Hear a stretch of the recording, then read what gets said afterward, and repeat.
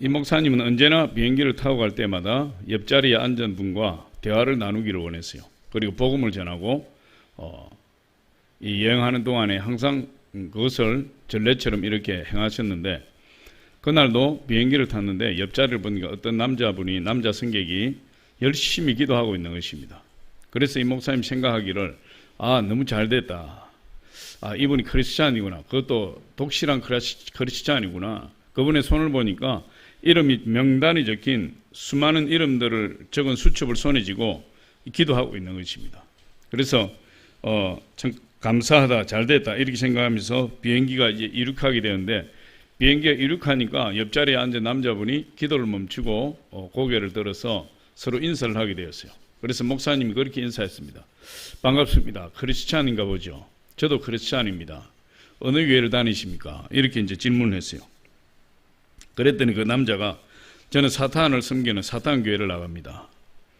저는 그곳의 리더인데 내 지역에 있는 교회 목사님들의 이름을 놓고 기도하고 있습니다. 그들이 모든 사역에 실패하도록 말입니다. 그렇게 이야기하더라는 거예요. 우리나라는 사탄 교회가 별로 많이 없지만 미국 같은 경우 사탄 교회가 굉장히 많이 있죠.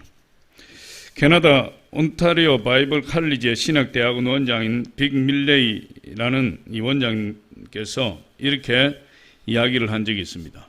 이 사단 숭배자들이 어떻게 기독교 사역을 망가뜨리고 기독교 지도자들을 무너뜨리는지에 대해서 이렇게 이야기를 했어요.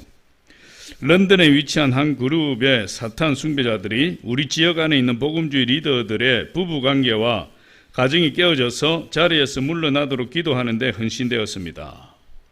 다시 말해서 캐나다에서 영국 런던까지는 대서양을 건너야 되는 어마어마한 거리가 있는데도 불구하고 영국 런던에서 캐나다에서 목회하고 있는 유명한 목사님들의 사역을 망가뜨리기 위해서 중보기도를 하고 있었다 이거예요. 근데 그들이 중보기도에 성공을 했어요. 이렇게 계속해서 이야기합니다. 그해 여름에 있었던 사탄 숭배자 집회에서 그 그룹은 매우 효율적이고 성공적으로 가업을 달성한 공로로 상을 받았다고 합니다. 그러니까 캐나다에 있는, 영국 런던에서 캐나다에 있는 목회자 부부 5가정을 망가뜨리기 위해서 중보기도를 했는데 그 중보기도가 아주 효율적이고 강력한 중보기도가 되어서 그 기도대로 이루어졌다는 거예요. 캐나다에서 목회하던 5 가정의 목회자 부부들이 다 사역을 못하게 되었대요. 그들이 사단에게 기도함으로 탁월하게 목회하던 5명의 목회자 가정이 깨어져 더 이상 목회를 못하고 그 지역을 떠나게 만드는 데 성공했다는 것입니다. 그러니까 사단 숭배자들이 이 중보기도를 통해서 목회자 가정을 깨뜨리고 목회를 못하게 하고 하나님의 사역을 하지 못하게 하는 그런 놀라운 능력을 일으켰다. 그것도 수만리 떨어진 런던에서 캐나다에 있는 목회자들을 위해서 기도할 때 말이에요. 영적 전쟁은 실제예요. 그리고 사단은 우리를 계속해서 노략질하고 죽이고 멸망시키려고 하고 있고, 그걸 깨닫지 못하면 우리는 그런 사실을 알지도 못하고 당하는 것이죠. 그래서 이 크리스찬들은 지금 일어나서 기도할 때라는 것을 알아야 돼요. 특별히 지금 우리가 많은 어려움을 당하고 있는데, 한국 교회가 많은 어려움을 당하고 있고 또 한국 교회의 성도님들이 많은 어려움을 당하고 있는 이때에 우리가 기도해서 영적 전쟁에 승리하지 않으면 우리는 실패할 확률이 높아요. 사단 숭배자들의 그 사단의 세력도 강력하기 때문에 그렇습니다. 그럼 우리는 어떻게 기도해야 하는가? 첫 번째로 시험에 들지 않도록 기도해야 한다. 시험에 들지 않도록 기도해야 된다. 이 말은 유혹에 빠지지 않도록 기도해야 된다, 이런 말과 같아요. 누가복음 22장 40절에 보니까 이렇게 이야기합니다. 그곳에 이르러 그들에게 이르시되 유혹에 빠지지 않게 기도하라, 이렇게 말씀하고 있어요. 예수님이 십자가를 지시기 전날 겟세마네 동산에 들어가셔서 그곳에서 베드로, 야고보, 요한 세 제자들을 데리시고 깊은 곳에 들어가셨습니다. 그곳에서 그들을 머물러 두게 하시고 예수님 돌 하나 던질 만한 거리로 들어가서 기도하시는데 베드로, 요한과 야고보 세 사도를 두실 때 이렇게 말씀하셨어요. 너희는 시험에 들지 않도록 기도해라. 그리고 들어가셔서 기도하시고 나오니까 그 세 제자들이 다 잠에 빠져서 비몽사몽간에 있어요. 예수님이 그렇게 말씀하셨죠. 너희가 1시간도 기도할 수 없느냐? 1시간도 기도할 수 없느냐? 우리가 시험에 이기려면 1시간은 기도해야 돼요. 하루에 1시간은 기도해야 적어도 시험에 빠지지 않는 기도의 분량이 1시간이다. 너희가 1시간도 기도할 수 없느냐? 시험에 들지 않도록 깨어 기도해라. 이렇게 말씀하시고 예수님께서 들어가셔서 기도하셨는데, 이 예수 그리스도께서 감람산 깊은 곳에 들어가셔서 엄청난 영적 전쟁을 하신 거죠. 땀방울이 핏방울이 되듯이 부르짖어 기도하시고, 그 예수 그리스도께서 이토록 고통스러워했던 적이 없을 정도로 기도에 전념하고 영적 전쟁 가운데 엄청난 싸움이 일어났던 거예요. 그래서 예수님은 제자들과 함께 기도하자 이렇게 부탁했던 것입니다. 혼자 기도하는 것보다 중보 기도하는 사람이 있을 때 그 기도가 훨씬 파괴력이 있고 강력해요. 예수님도 제자들의 기도를 통해서 제자들과 함께 기도하기를 원하셨고, 그래서 또 부탁을 하신 거고, 또 제자들은 기도함으로 인해서 시험에 들지 않고 유혹에 빠지지 아니하고 하나님 주신 사역을 감당할 수 있기 때문에 시험에 들지 않도록 기도하라 이렇게 말씀하셨던 거예요. 사단은 어떻게 하든지 예수님을 무너뜨리고 제자들을 무너뜨리기를 원하는 것입니다. 어떤 사람이 무너지느냐? 결국 기도하지 않는 사람이 무너지는 것입니다. 사단은 그런 사람을 노리기 때문에.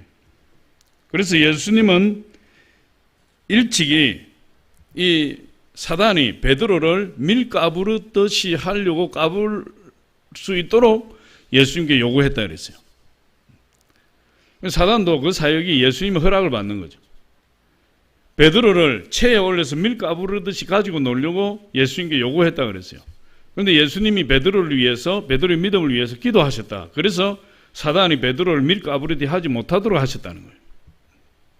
그럼 지금 사단이 베드로도 그 체에 올려서 밀 까부르듯이 하려고 하는데, 저와 여러분 같은 사람들을 체에 올려서 밀 까부르듯 하는 건 일도 아닌 것입니다. 예수님이 붙들어주지 않으면, 예수님이 우리를 위해서 기도하지 않으면 우리는 사단의 체에 올려져서 밀 까부르듯이 그냥 공중에 붕붕 띄어지는 거예요. 누가복음 22장 31절 우리 같이 한번 읽어봅니다. 시작. 시몬아 시몬아 보라, 사탄이 너희를 밀 까부르듯 하려고 요구하였으나, 사탄이 너희를 밀 까부르듯 하려고 요구하였다. 사단이 누구에게 요구했어요? 예수님께 요구했다. 사단이 예수님께 뭘 요구한 거죠? 그 수제자 베드로를 체에 올려서 밀 까부르듯이 하려고 예수님께 요구했더니, 예수님께서 베드로의 믿음을 위해서 그러나 내가 너를 위하여 내 믿음이 떨어지지 않기를 기도하였나니, 그렇게 말씀하고 있어요.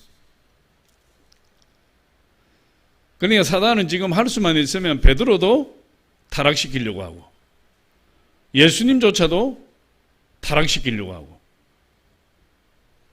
그러니까 지금 제자들이 예수님을 부인하고 배반하도록 유혹을 받고 있는 것이에요. 끊임없이 그렇게 유혹하는, 예수님을 배반하고 하나님을 배역하고 하나님을 떠나라고. 우리가 예수 그리스도에 집중하지 않으면 끊임없이 사단은 우리의 마음을 그렇게 끌고 간다, 그렇게 훔친다. 사단은 예수님과 그의 추종자들을 무너뜨리려고 안간힘을 쓰고 있는 거예요. 예수님이 이렇게 말씀하세요. 마태복음 6장 13절에 우리 같이 한번 읽어보게. 시작. 우리를 시험에 들게 하지 마시옵고 다만 악에서 구하시옵소서. 나라와 근세와 영광이 아버지께 영원히 있사옵나이다. 주기도문이죠. 그러니까 우리를 시험에 들게 하지 마시옵고 우리를 유혹에 빠지지 말게 하시옵고 이런 뜻이에요. 다만 악에서 구하시옵소서. 그럼 우리가 어떻게 기도해야 되냐? 시험에 들지 않도록 기도해야 된다. 시험에 들지 않도록. 어떤 분들은 금방 시험에 들어요. 전도하다 보면 수많은 사람들이 저는 지금 교회를 좀 쉬고 있어요, 방학 중에, 이렇게 이야기를 해요. 이 이야기를 들어보면 시험 들었다요. 누구에게? 목사님에게 시험 들었어요. 성도에게 시험 들었어요. 설교에 시험 들었어요. 그렇게 이야기를 해요. 기도하지 않으니까 시험 드는 거죠. 예수님 뭐라고 말씀하셨어요? 시험에 들지 않게 기도해라. 너희가 1시간도 기도하지 못하느냐? 기도할 수 없더냐? 시험에 들지 않게 기도해라. 여러분, 최소한 하루에 1시간은 기도가 필수적이에요. 예수님은 유혹으로부터 우리를 보호하는데 기도가 필수적이다. 그것을 말씀하고 계세요. 그 기도는 적어도 1시간 이상은 해야 된다. 1시간 이상은. 일주일에 하루 하고 나서 1시간 기도했다고 나머지 6일 동안 기도 안 하고 있다가 또 일주일에 한 번 1시간 기도하고 그건 전혀 효과가 없어요. 매일 기도해야 되는 거예요. 어제까지 했던 그 영적인 사역은 다 잊어버리고 오늘 새롭게 하는 것입니다. 오늘 한 사역은 또 오늘로서 끝내고 내일 또 새롭게 하는 거예요. 매일같이 새롭게 하는 겁니다. 매일같이 새날이 다가오고 매일같이 우리 영적 전쟁이 새롭게 일어나고 있고 매일같이 우리는 기도를 새롭게 해야 그 매일매일의 삶에서 승리할 수 있는 거죠. 기도는 시험을 이길 수 있는 하나님의 능력과 은혜를 우리 삶 가운데 나타나게 하는 거예요. 그렇기 때문에 온갖 유혹과 시험으로부터 보호해 주시기를 위해서 우리 하나님께 기도해야 돼요. 코로나 사태로 인해서 한국 사회가 한국 교회를 시험 들게 하고 있어요. 얼마나 시험을 많이 들게 하는지 몰라요. 핍박이 극심해요. 한국 국민들이야 한국에 살고 있는 크리스찬 이외의 시민들이야 그것이 무슨 핍박이냐. 교회에서 그렇게 확진자가 많이 나오니까 당연히 문을 닫아야 되는 것이 아니냐. 여러분 그렇게 이야기를 할 수 있겠지만 그러나 교회에서 코로나 확진자가 많이 나오는 것이 아닙니다.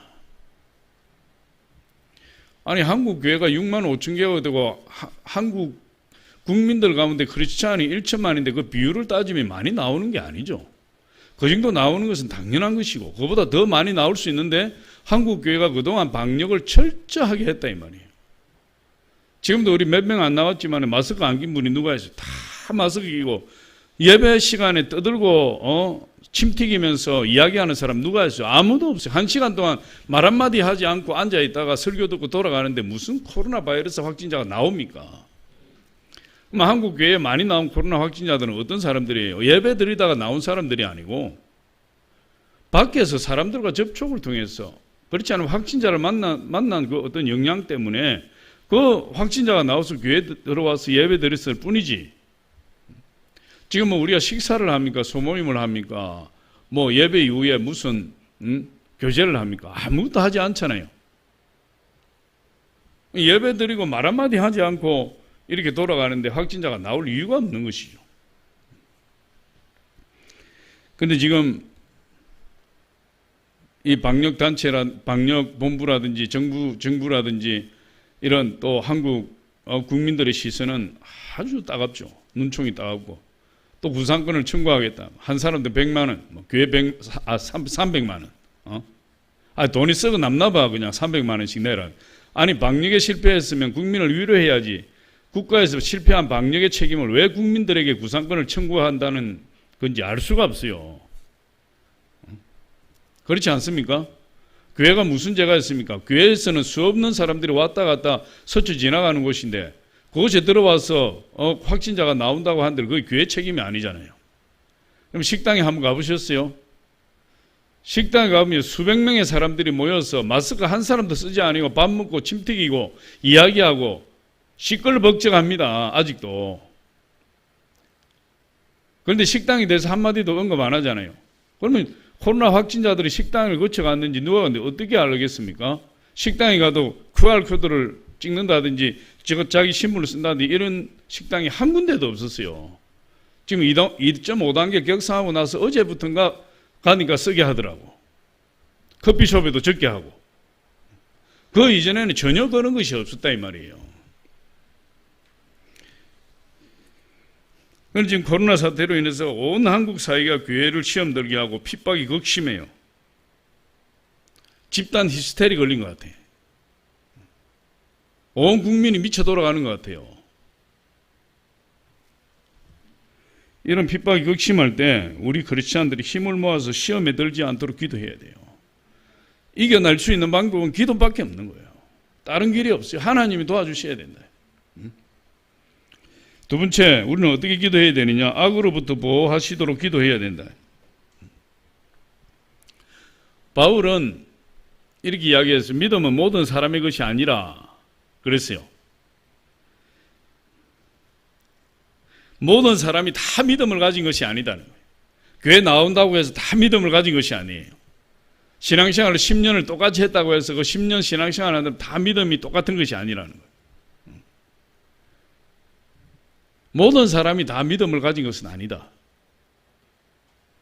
데살로니가후서 3장 1절로 2절 우리 같이 한번 읽어보겠습니다. 시작. 끝으로 형제들아 너희는 우리를 위하여 기도하기를 주의 말씀이 너희 가운데서와 같이 퍼져나가 영광스럽게 되고 또 우리를 부당하고 악한 사람들에게서 건지시옵소서 하라. 믿음은 모든 사람의 것이 아니니라. 이렇게 말씀하고 있어요. 사도 바울은 지금 자기를 위해서 기도해달라고 부탁하는 거예요. 중보기도를 부탁하는 거예요. 데살로니가 교회에. 너희들 나를 위해서 기도해 주시오.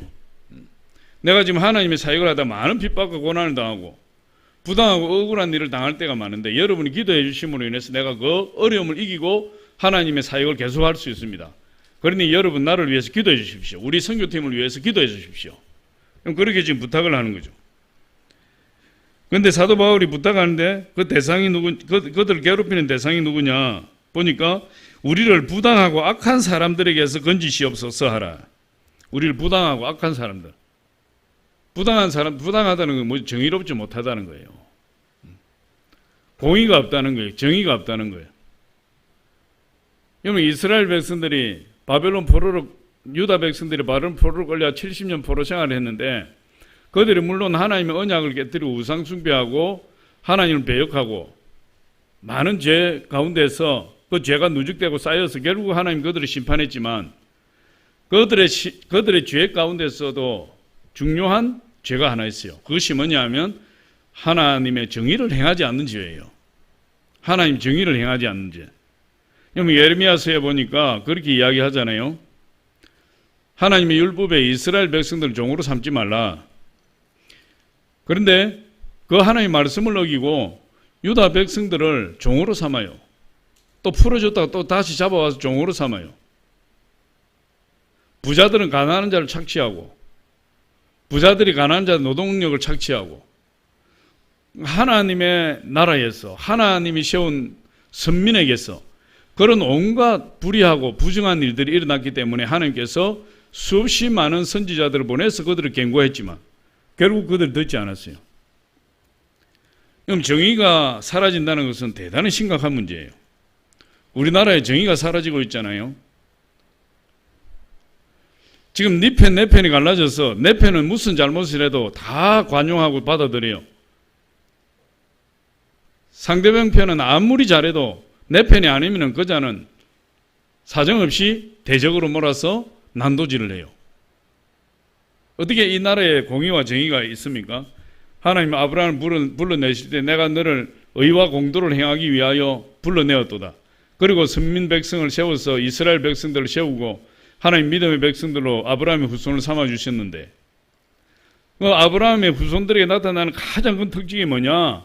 하나님의 정의와 공의를 행하는 거예요. 지금 우리나라가 지금 정의와 공의가 있습니까? 눈을 씻고 살펴봐도 정의와 공의가 없어요. 이 나라에 지금 이 정부 들어와서 하나님의 심판이 임하게 되는 것입니다. 사도 바울이 어떤 자들로부터 나를 보호하도록 기도해달라고 했어요? 그런 자들로부터, 그런 악한 자들로부터, 그런 부당한 자들로부터, 그런 자들로부터 나를 건져달라고 보호해달라고 기도해 주십시오. 이렇게 이야기하고 있어요. 여러분 지금 이 대한민국 사회가 부당한 사회가 되었어요. 교회를 무슨 혐오 단체처럼 취급을 하고 코로나 발원지처럼 몰아가고 교회가 없어지면 코로나가 사라질 것처럼 이야기를 해요. 그럼 교회가 문을 닫으면 코로나가 사라집니까? 교회가 없어지면 코로나가 없어집니까? 어림도 없는 이야기를 하고 있죠. 아주 부당한 사회, 아주 악한 사회예요.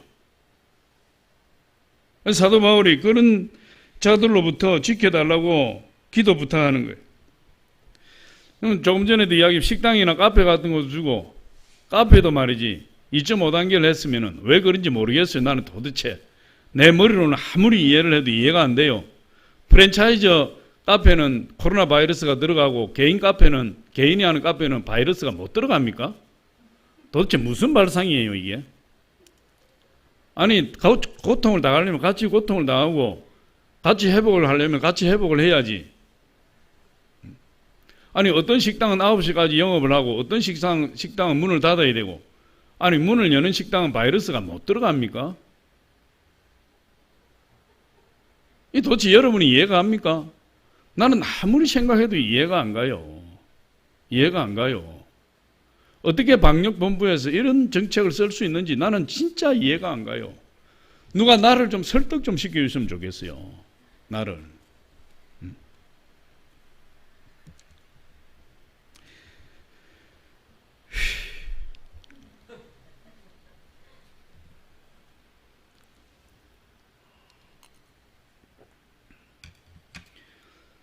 오늘 신문을 보니까요, 어떤 그 공연하는 단체에서는 그 입장객을 250명이 입장을 해서 공연을 보았대요. 아니 50명 이하로 모임을 하라고 이야기하고, 또 교회는 20명 이하로 10명 이하로 이렇게 이야기를 하면서 어떻게 2.5단계 그것조차도 다 단체마다 다르고 기준이 다 다르냐 이 말이에요. 어떤 데는 250명이 들어가고, 지금 프로야구나 프로축구는 관중이 한 명도 못 들어가고, 교회는 무조건 비대면이고, 아니 뭐 기준이 맞아야 이게 코로나 바이러스를 잡든가 말든지 하죠. 기준이 맞아야. 기준이 다 다르잖아요. 응? 이 지금 도대체 우리 사회가 어떤 사회냐 이 말이에요 지금. 누가 나 좀 진짜 설득 좀 시켜줬으면 좋겠어요. 나 좀 이해 좀 시켰으면 좋겠어요. 진짜로. 사도 바울은 이런 부당하고 악한 자들로부터 보호해주기 위해서 기도해달라는 거예요. 그런데 크리스찬이라고 해서 다 기도하는 것이 아니라는 거예요. 하나님을 믿는 백성이라고 해서 교회 출석하는 성도라고 해서 다 기도하지 않는다. 사도 바울은 누구에게 부탁한 거죠? 믿음이 있는 데살로니가 교회들에게 부탁한 거예요. 믿음은 모든 사람의 것이 아니라, 교회를 10년, 20년, 30년 다니도 믿음이 없으면 기도 안 하는 거예요. 교회를 매일같이 출석해도 믿음이 없으면 기도 안 하는 거예요. 내가 믿음이 있는지 내가 믿음이 없는지 자가 진단할 수 있어요. 제3자가 객관적으로 판단할 수 없지만 본인은 자신을 자가 진단할 수 있어요. 내가 기도하는 사람인가? 내가 하루에 1시간 기도하는가? 그걸 보고 알 수 있는 거예요. 오늘 데살로니가서 3장 2절 마지막에 뭐라고 이야기합니까? 믿음은 모든 사람의 것이 아니니라. 지금 중보기도 하잖아요, 사도 바울이. 내 선교 사역을 위해서 기도해. 부당한 사람, 악한 사람들로부터 나를 지켜달라고 기도해 주십시오. 그러나 믿음은 모든 사람의 것이 아닙니다. 데살로니가 교인들을 향해서 이야기한 당신들은 믿음 있는 사람들이니 나를 위해서 기도해 주십시오. 당신들은 기도하는 사람이니까 나를 위해 기도해 주십시오. 그렇게 이야기하는 거예요. 그렇게 부탁하는 거예요. 믿음은 모든 사람의 것이 아니에요. 그러므로 믿음이 있는 크리스찬들은 이 부당하고 악한 사람들로부터 보호해달라고 기도할 수 있는 사람들이에요. 지금 이 나라와 민족을 위해서, 코로나 사태를 위해서 온 국민들이 교회를 바라보는, 혐오 시설을 대하듯이 하면서 바라보는 그런 시선으로부터 정부 당국자들이나 방역 당국자들이 교회를 문을 닫지 못하게 해서 막 그냥 어쩔 줄 몰라 하는 그들을 우리가 대적하기 위해서 어떻게 해야 되는 거? 기도해야 된다.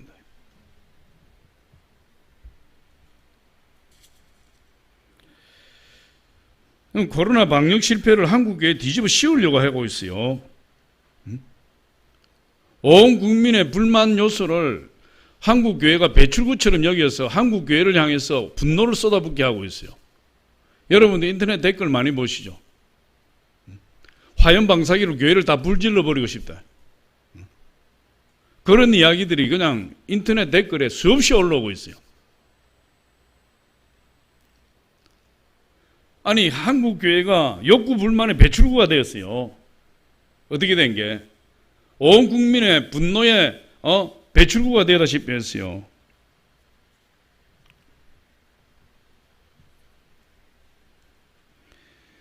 그런데 많은 한국교회들이 정부의 프레임에 순종하고 한국교회들이 그 정부의 방침에 순종하고 나오고 있어요. 어제 우리 단톡방에도 올라온 내용을 보니까 미국의 존 파이프 목사님 같은 경우는 집합금지 명령을 거절하고 법원에 제소를 해서 몇 번이나 승리하고, 미국의 트럼프 대통령이 존 파이프 목사님 전화를 해서 격려하고 위로하고 잘했다고 칭찬하고. 미국 같은 나라는 영국에서 신앙생활을 제대로 하지 못해서 신앙의 자유를 찾아야 되고 그 불모지인 미국을 찾아가서 103명이 들어가서 그 해가 지나기 전에 절반 50몇 명이 죽어나갔어요. 목숨을 걸고 찾아간 곳이 미국이에요. 메이플라워를 타고 들어간 거예요. 그 해 겨울을 넘기지 못하고 절반이 죽었어요. 부모가 죽고 자식이 죽고 다 죽었어요. 그렇게 세워진 나라가 미국이에요. 왜 그들이 영국과 네덜란드에서 그 청교도들이 그 미국의 그 동토의 땅을 찾아갔습니까? 예배를 제대로 드리려고요. 예배. 간섭받지 아니하고 예배 드리려고요. 그래서 목숨을 걸고 찾아간 것이 미국 대륙이고, 오늘날 그 미국이 세계 최강대국이 된 거예요. 한국교회가 무슨 잘못이 있습니까? 아니, 사람들이 이리저리 이동하다가 한국교회를 통해서 확신자가 나오는 것이 무엇이 그렇게 큰 잘못입니까? 대형교회들은 거기에 대해서 한마디도 하지 않잖아요. 다 순종하잖아요. 그러니까 결국은 고사되는 것은 작은 교회들이에요. 이런 식으로 1년만 가면 한국 교회들, 작은 교회들 다 고사될 것입니다. 우리 교회만 하더라도 성도들이 절반 이상 안 나오잖아요.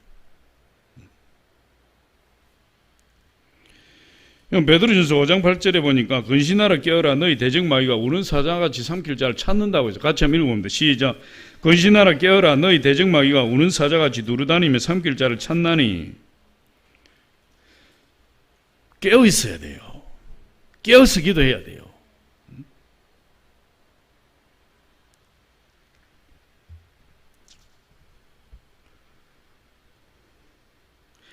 우리가 정신을 차리고 우리 영혼의 구원자가 되시는 예수 그리스도를 굳게 붙들고 기도해야 돼요.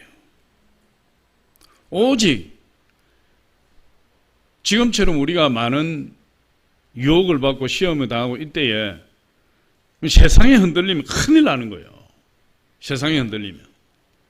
우리에게 회색지대가 없다고 이야기를 했어요. 세상이면 세상, 하나님은 하나님 선택해야 돼요. C.S. 루이스는 이렇게 이야기했어요. 이 세상에 중간지대란 없다. 한치의 공간도 찰나의 순간도 하나님의 것이 아니면 사탄의 것이다. 우리가 분명하게 하나님 쪽에 서 있어야 돼요. 한 발이라도 세상에 나가 있으면 회색지대는 없어요. 그 사람은 세상의 것이요 사탄의 것이다. 이 사탄주의자, 사탄 숭배자에서 크리스찬으로 회심한 사람이 사단 숭배자들의 전략 3가지를 이야기했어요. 첫 번째가 뭐냐? 재정을 무너뜨리는 것. 둘째, 가정을 무너뜨리는 것. 셋째, 건강을 무너뜨리는 것. 지금 한국교회 코로나 사태로 해서 한국교회에 무엇을 무너뜨리고 있습니까? 재정을 다 망가뜨리고 있어요. 재정을 다 망가뜨리고 있습니다. 성도들이 교회를 안 나오니까 재정이 다 망가지는 거예요. 저와 여러분은 치열한 영적 전쟁 가운데 있어요. 사단은 자기의 죽을 날을 세고 있는 존재입니다. 예수님이 재림하시면 자기 죽을 줄 알아요. 그렇지만은 예수님 재림하시기까지 사단이 사용할 수 있는 총알은 많이 있어요. 시험 들고 병든 사람들을 찾아 삼키기 위해서 총알을 준비하고 돌아다니고 있다.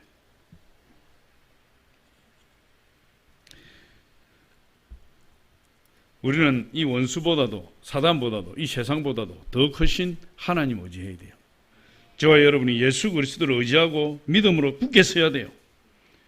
예수님이 십자가에 죽으시고 부활하심으로 사단의 세력을 완전히 깨뜨려 버렸어요. 그래서 저와 여러분이 끝까지 붙들고 기도해야 됩니다. 세 번째, 하나님이 전신갑주를 입으라 이렇게 말씀하고 있어요. 오늘 본문 말씀이죠. 최근에 중국에서 사역하던 미국의 조이스 여자 목사님이라는 분이 있어요. 이분이 지하교회에서 중국 성도들에게 말씀을 전하는데 하루에 8시간씩 그 중국 지하교인들은 하나님의 말씀을 그렇게 사모해요. 그런데 미국에 잠시 귀국할 일이 있어서 그날 미국 비행기표를 예약해놓고 그 전날까지 지하교회에서 하나님의 말씀을 전했는데 굉장히 피곤했어요. 빨리 집으로 돌아가서 짐을 챙기고 공항으로 가야 되는데 이제 차를 타고 집으로 가는 중에 뒷좌석에 앉아서 졸았는데 갑자기 스치라이트 불빛이 강하게 비치는 거예요. 중국 공안에 잡혀서 시골에서 시골로 깊은 곳에 끌려갔어요. 그곳에 조그마한 파출소가 하나 있었는데 그곳에 들어가서 치조를 당하는데 그 중국 공안이 이렇게 당신은 이제 정말로 큰일 났습니다. 두려움이 확 엄습하더라는 거예요. 두려움. 아, 내가 여기서 사역이 끝나는구나. 잘못하면 지도 새도 모르게 나는 죽을 수가 있겠구나. 그런 두려움이 확 엄습했어요. 그 같은 시각에 이 조이스 목사님을 위한 중보기도팀 미국 샌디에이고에 있었는데 이 샌디에이고에 있는 이 조이스 목사님을 위한 중보기도 팀장이 밤중에 잠을 자다가 갑자기 일어나겠어요. 그리고 조이스 목사님을 위해서 기도하라는 강력한 어떤 암시를 받은 거예요. 그래서 일어나서 밤중에 일어나서 기도했어요. 기도하는데 기도하다 보니까 빨리 중보기도 팀들한테 전화를 해서 같이 기도해야 되겠다. 여기저기 막 전화를 해서 같이 막 기도하기 시작했어요. 급박함이 느껴지고 다른 팀들도 같이 합시해서 각자의 자리에서 기도하기 시작한 거예요. 그 시간에 중국 경찰서에 잡히던 이 조이스 목사님은 자기가 영문도 모르고 갑자기 잡혀왔기 때문에 너무나 걱정이 되고 두려워서 자기 핸드폰을 딱 켜니까 스마트폰을 딱 여니까 유심침이 빠져있는 거예요. 중국 경찰이 공안이 벌써 유심침을 빼가 버려서 제가 통화를 못하게. 이제 연락할 것도 없고 이 깊은 산속에 들어와서 자기가 여기 와 있는 사실을 누구도 알지 못하고 이제는 꼼짝없이 죽든지 그렇지 않으면 공안에 잡혀서 수십 년을 감옥에 살다가 죽어야 될 행국이에요. 근데 중국 공안들이 이야기를 하고 쭉쭉 밖에 담배 피운다고 나갔는데 한 번 더 자기 스마트폰을 켜보니까 세상에 와이파이가 순간적으로 터진 거예요. 와이파이가.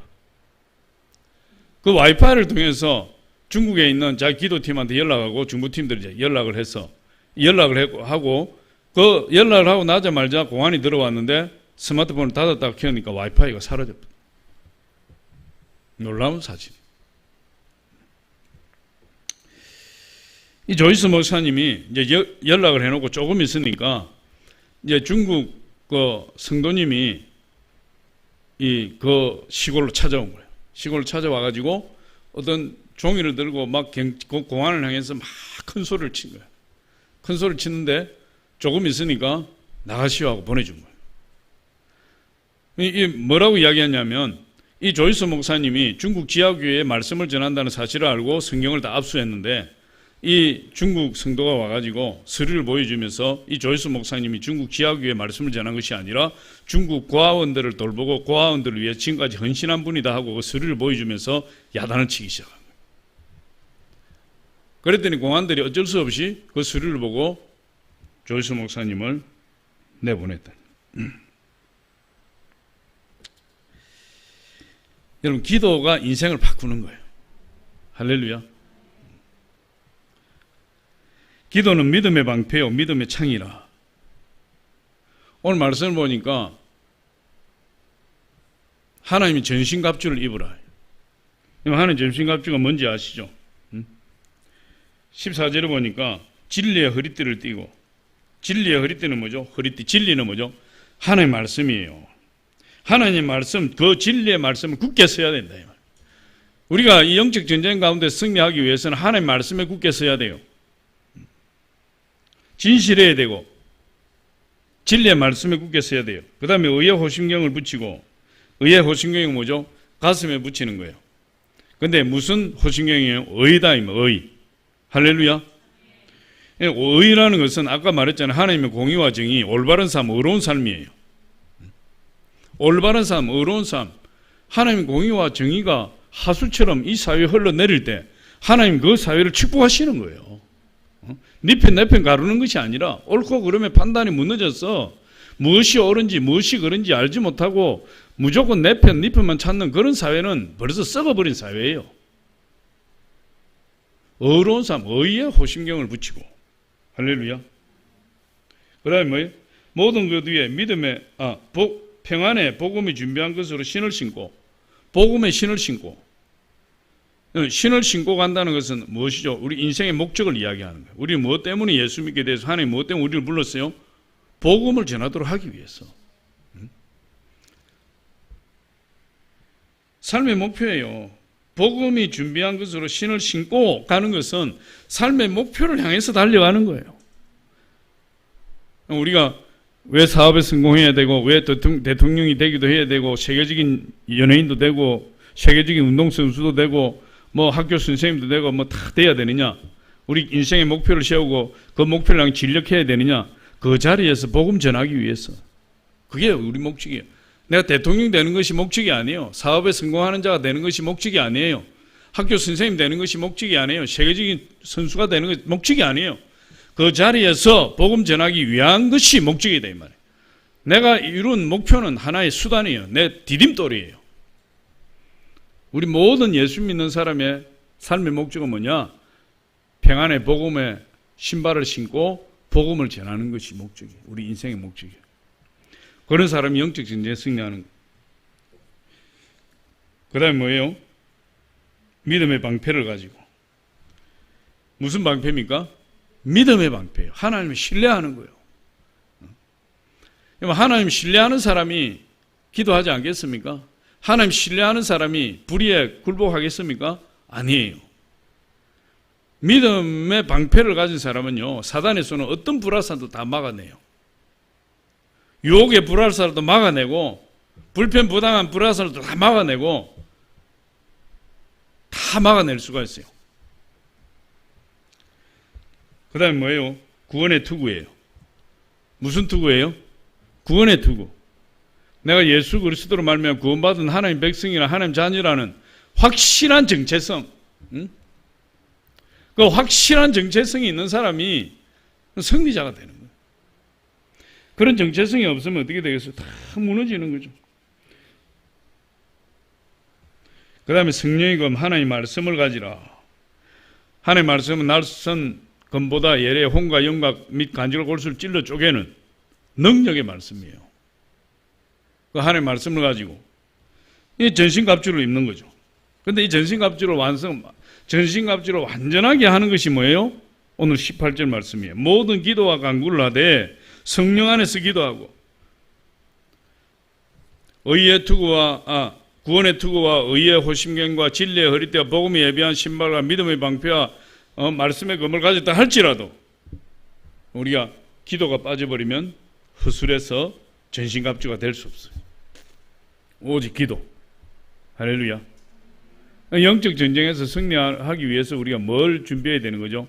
기도가 살아나야 된다. 기도가. 할렐루야. 오늘 저와 여러분이 이 한국 사회를 살아가면서 많은 어려움도 있고 이해하지 부당함도 경험하지만 이것이 전부 영적 전쟁에 속한 것이에요. 여기에 승리하기 위해서 살아남기 위해서 우리는 기도해야 됩니다. 저와 기도하시기 바랍니다. 하루에 1시간 이상 기도해야 돼요.